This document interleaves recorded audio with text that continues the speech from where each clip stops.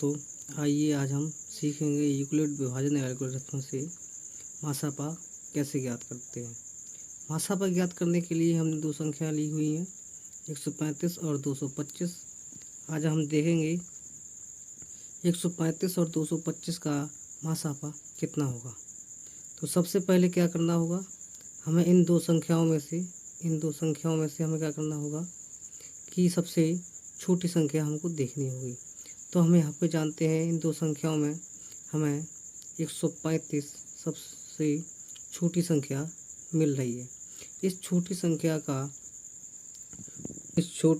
का भाग हम बड़ी संख्या में देंगे। तो यहाँ पर हम 135 का भाग 225 में देंगे। तो 135 का पहाड़ा पढ़ना है जो कि 225 से ज़्यादा ना हो। तो 135 सेकंड 135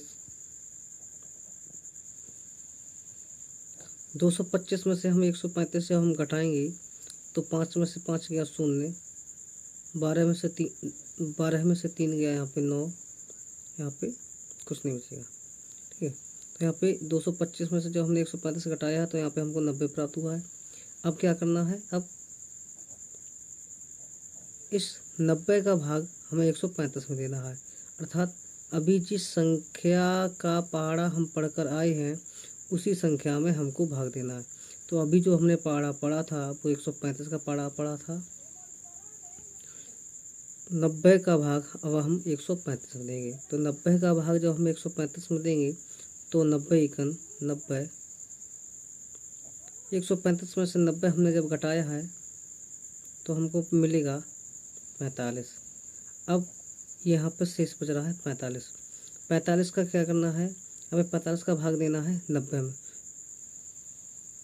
ये 90 कहाँ से आया, 90 ये यहाँ पे क्योंकि हम इसी का अभी पहाड़ा पढ़ कर आए थे, इसी संख्या को यहाँ पे लिख देना है।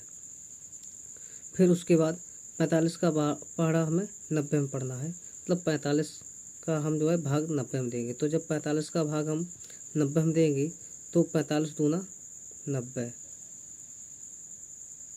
90 में से 90 गया 0 प्राप्त हुआ, कुछ नहीं प्राप्त हुआ। अतः यहाँ पर 135 और 225 का मासापा की अगर हम बात करें तो इसका उत्तर 45 आएगा। 45 ये कहाँ से आएगा, क्योंकि यहाँ पे हम अंतिम बार जो हमने जो पहाड़ा पढ़ा है वो हमने 45 का पहाड़ा पढ़ा है।